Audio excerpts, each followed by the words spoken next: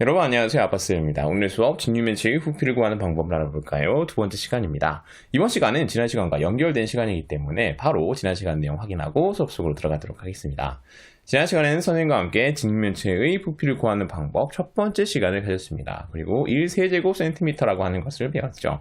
1세제곱cm는 한 모서리의 길이가 1cm인 정육면체의 부피를 1세제곱cm라고 했습니다. 그리고 직육면체의 부피를 구한다고 하는 것은 이 1세제곱cm 쌓기 나무 몇 개로 직육면체를 만들 수 있는지 그 수를 세어보는 것을 우리가 직육면체의 부피를 구한다라고 했었었죠.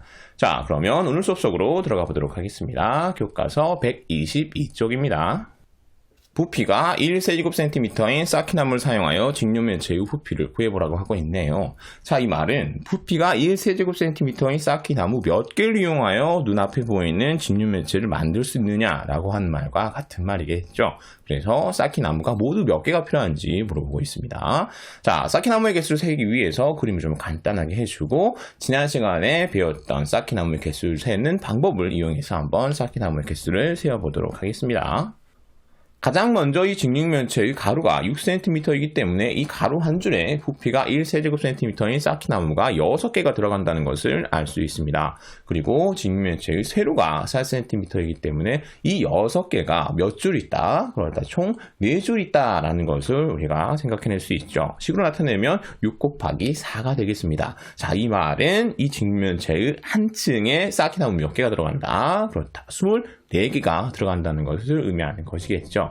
그리고 이 직육면체의 높이가 5cm라고 하는 것은 방금 전에 우리가 집어넣었던 24개가 총 몇 층이 있다? 그렇다. 총 5층이 있다라는 것을 의미하는 것이죠. 그래서 이 직육면체를 만드는데 필요한 쌓기나무는 6 곱하기 4 곱하기 5 해서 120개가 들어간다는 것을 알 수 있습니다.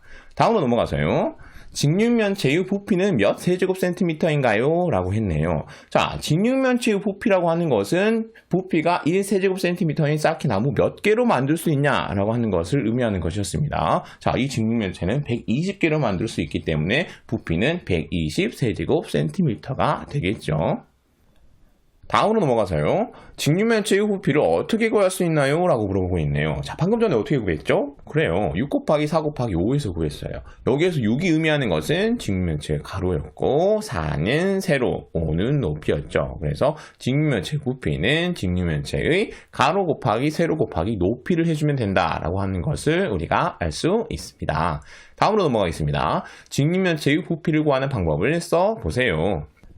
직육면체의 부피는 가로 곱하기 세로 곱하기 높이를 하면 우리가 구할 수 있었습니다. 자, 그런데 여러분, 직육면체의 가로와 세로를 곱하게 되면 우리가 무엇을 구할 수 있게 돼요? 그렇죠. 직육면체의 밑면의 넓이를 구할 수 있게 되는 것이죠. 그래서 직육면체의 부피는 밑면의 넓이에다가 높이를 곱해도 우리가 구할 수 있다는 거 알고 있으면 좋겠죠.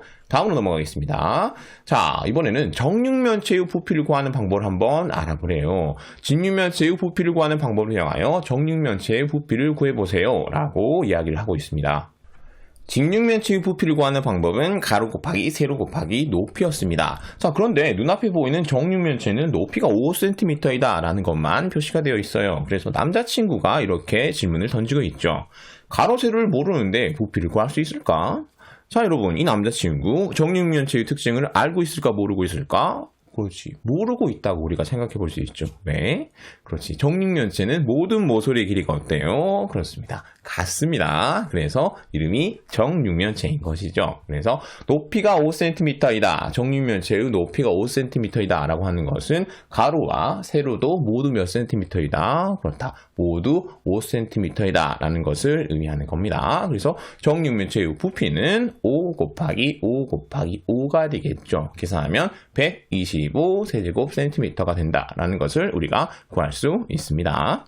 다음으로 넘어가겠습니다. 한 모서리의 길이로 정육면체의 부피를 구하는 방법을 써보세요 라고 했네요. 방금 전에 선생님이 했던 설명 다시 한번 정리해 주도록 하겠습니다. 이 정육면체라고 하는 것은 직육면체의 한 종류이기 때문에 직육면체의 부피를 구하는 방법을 이용하여 정육면체의 부피를 구할 수 있습니다. 직육면체의 부피를 구하는 방법은 가로 곱하기 세로 곱하기 높이였었죠. 자, 그런데 이 정육면체라고 하는 것의 특징, 이 가로 세로 높이의 길이가 모두 어떻다? 같다라고 하는 특징을 갖고 있었죠. 그래서 굳이 가로, 세로, 높이라고 나누지 않고 모두 한 모서리의 길이라고 써줄 수 있습니다. 그래서 정육면체의 부피를 구하는 방법은 한 모서리의 길이 곱하기 한 모서리의 길이 곱하기 한 모서리의 길이를 해주면 우리가 구할 수 있다라고 하는 것을 알 수 있죠. 자, 그러면 오늘 마지막 문제 5번 한번 풀어보도록 하겠습니다. 동영상 잠깐 멈춰두고요. 여러분이 먼저 한번 해결해 보세요. 자, 그러면 다 해결했을 거라고 생각하고 선생님과 함께 풀어보도록 하겠습니다. 가장 먼저 왼쪽에 있는 각 티슈부터 부피를 구해보도록 할게요. 자, 각 티슈의 가로, 세로 높이가 모두 15cm로 같네요. 정육면체입니다. 자, 이것을 모두 곱해주면 되겠죠. 계산하면 결과는 3375 세제곱cm가 이 각 티슈의 부피라는 것을 알 수 있습니다. 다음 책은 가로가 20, 세로가 27, 높이가 6이라고 생각할 수 있죠. 그래서 이것을 곱해주면 책의 부피는 3240 세제곱cm가 된다는 것을 알 수 있습니다. 다음 컴퓨터의 가로는 15, 세로는 40, 높이는 50이라고 생각할 수 있죠. 그래서 모두 곱해주면 컴퓨터의 부피는 3만 세제곱cm가 된다는 것을 알 수 있습니다. 여기까지 해서 오늘 배워야 할 내용 모두 배워보았네요. 수업 마무리하도록 하겠습니다. 오늘 시간에는 지난 시간에 이어서 직육면체의 부피를 구하는 방법에 대해서 선생님과 함께 배워보았습니다. 자, 이 직육면체의 부피라고 했을 때 우리가 반드시 기억하고 있어야 할 것은 그렇지 1세제곱cm의 의미였었죠. 자, 1세제곱cm라고 하는 것은 한 모서리의 길이가 1cm인 정육면체의 부피를 1세제곱cm라고 했습니다. 그리고 직육면체의 부피를 구한다라고 하는 것은 이 1세제곱cm 몇 개로 직육면체를 만들 수 있는지 그 수를 세는 것을 의미했었습니다.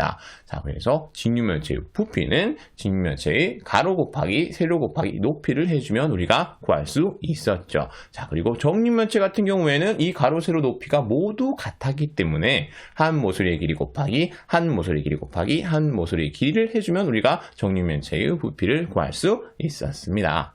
자, 여러분 모두들 수고하셨습니다. 오늘 수업 여기서 마치도록 하겠습니다. 모두들 청출어람 하세요. 안녕.